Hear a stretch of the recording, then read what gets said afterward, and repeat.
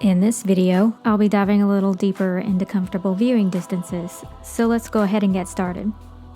As I've mentioned in my article, Comfortable Viewing Distances in XR, in order to avoid eye strain and headaches, it's important to pay attention to the placement of text elements in virtual 3D space. Font size, depth, contrast, spacing, density, lighting, and many other things can affect the legibility of text and UI elements. With the human eye, your lens shapes itself to focus on different objects while the rest of the world blurs.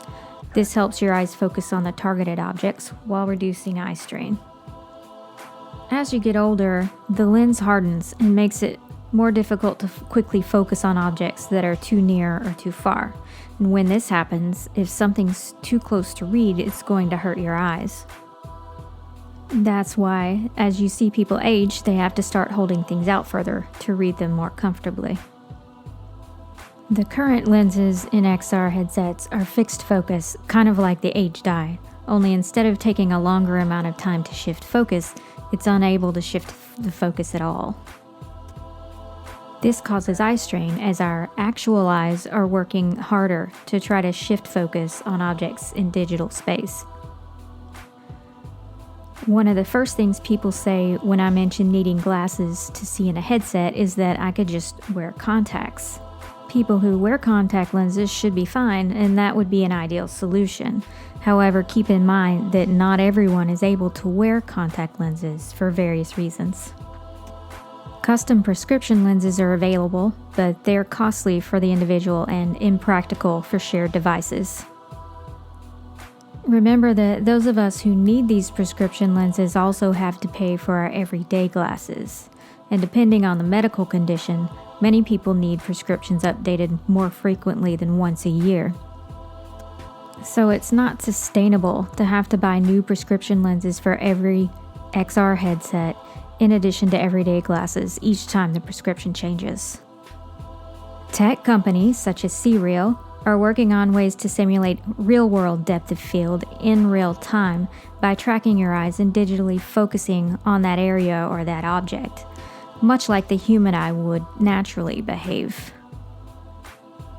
This will reduce the risk of eye strain, and the digital vision correction it offers will also increase the scalability and the affordability of XR eyewear, since it would reduce the need for custom prescription lenses in each headset. The technology is still in the works and is not currently on the market. So what do we do in the meantime? I would recommend that you evaluate the hardware to ensure a person can wear their own eyeglasses comfortably within the headset. Also, ensure the hardware doesn't cause a risk of damage to the eyeglasses while wearing, putting on, or taking off the headset. And watch closely for signs of eye strain or headaches within your user group. They'll often say it's fine when they're actually just trying not to inconvenience others. In order to avoid eye strain and headaches, it's important to pay attention to the placement of the text elements in the virtual 3D space. Font size, depth, contrast, spacing, density, lighting, and many other things can affect the legibility of text and UI elements.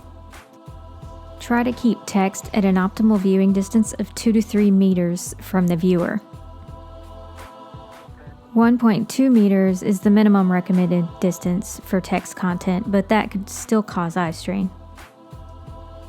You'll also want to keep blocks of text short and simple and follow real-world poster and signage examples when determining text sizes, weights, and spacing. Let's take a closer look at what I'm talking about with a couple of examples, starting with wrench. Although they have made a lot of improvements to the UI since the game's early days, there are still a lot of issues. The UI panels still have thin fonts, which causes line vibration, as you can clearly see in this example. In some areas, the font is so small that you have to physically move closer to the panel to read it. Then, since you're so close, you have to move your head a lot to see all of it. There are also large amounts of text with minimal visual hierarchy, which makes it hard to scan, thus requiring you to take extra time to read everything. And in some cases, text elements are stuck to the HUD, making you move your eyes up at an uncomfortable angle to read it. My eyes quickly grew tired, and I didn't make it through the initial onboarding before I had to take off the headset. House Flipper has a clean and simple menu with sans serif fonts that range from regular to bold weights, making it easy to read. Any thinner fonts are used at a larger size to prevent that line vibration.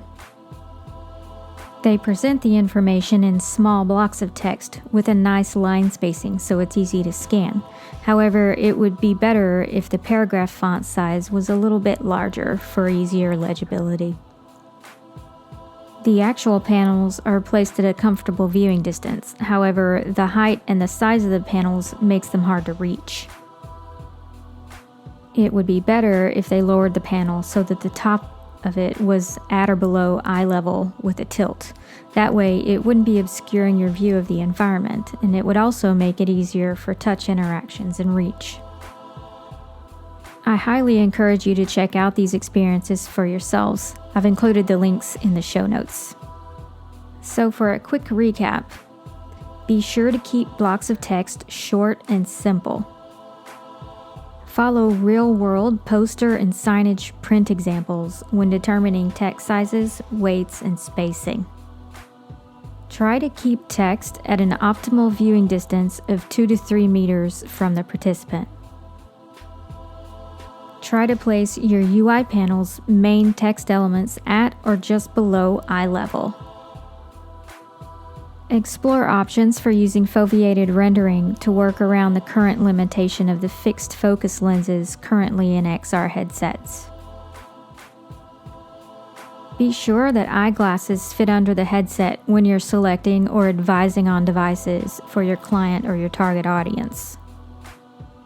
Don't ignore eyeglasses. Prescription lenses in headsets are impractical and not scalable. Avoid sticking text elements or anything to the HUD. Besides being too close to the viewer, it's annoying. It makes you want to swat it away like you would a fly. Avoid placing large amounts of text or copy in the environment. And avoid putting large blocks of text closer than 1.5 meters in front of the participant.